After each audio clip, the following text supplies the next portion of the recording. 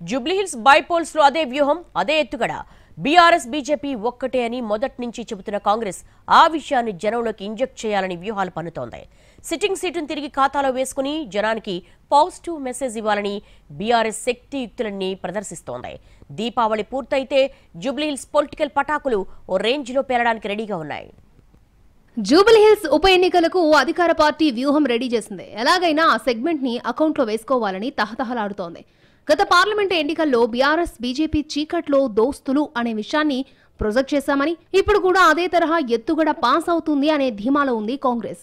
Assembly ఎన్నికల్లో వచ్చిన ఓట్లు పార్లమెంటుకు వచ్చేసరికి ఎటుపోయాయో ప్రజలు ఆలోచించాలన్న సీఎం రేవంత్ మాటల్లో అదే వ్యూహం కనబడుతోంది.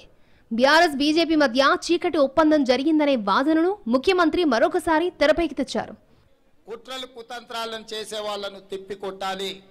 జరగబోయే ఎన్నికల్లో ఈ రోజు చీలిక తీసుకురావాలని కేంద్రంలో ఉన్న పార్టీకి బి టీమ్గా మారి మొన్న జరిగిన పార్లమెంట్ ఎన్నికల్లో మీరు చూడండి, 8 సీట్లలో బీఆర్ఎస్ పార్టీకి డిపాజిట్ జప్తు అయితే బీజేపీ ఆ 8 సీట్లను గెలిచింది.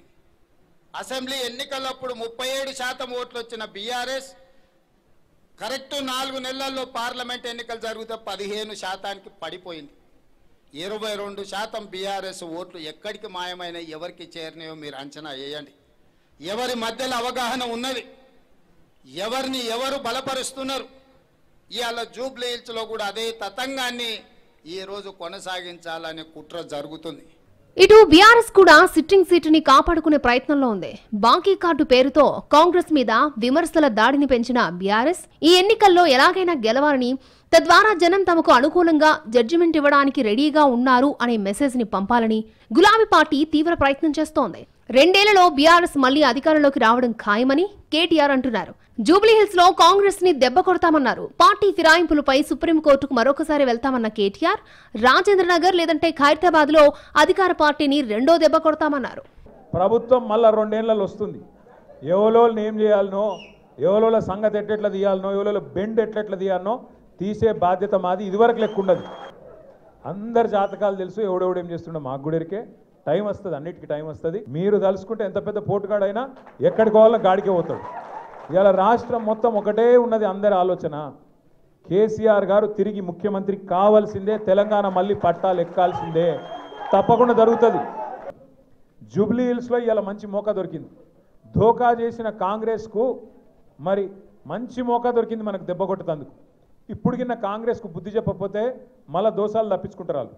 అంటే మీ రాజేంద్రనగర్ ఎలక్షన్ కూడా బరాబర్ వస్తుంది, తొందరపడకూరు, జల్దీ వస్తుంది, పక్కా వస్తుంది, ఏం అనుమానం లేదు. ఇడిచిపెట్టాం, మళ్ళీ సుప్రీంకోర్టు కోతాం. స్పీకర్ సార్ ఏమైనా అడిట్ చేస్తే కూడా ఇడిచిపెట్టాం.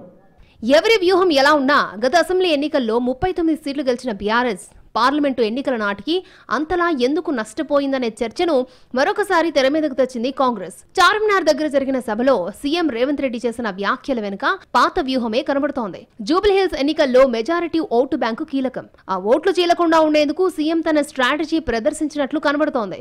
బీజేపీ బీఆర్ఎస్ 2 పార్టీలు ఒకటే అని చెప్పడంతో ఓటు బ్యాంకు కలిసొస్తుందని సీఎం లెక్కలేస్తున్నారు. ఆ మధ్య కేసీఆర్ కూతురు కవిత కూడా ఆ 2 పార్టీలు కలిసిపోయే ప్రయత్నం జరిగిందని ఆరోపించారు. ఇవన్నీ కలిపితే న్యూట్రల్ ఓటు బ్యాంకుతో పాటు మైనార్టీ ఓటు బ్యాంకు తమతో వస్తుందనేది సీఎం రేవంత్ అంచనా.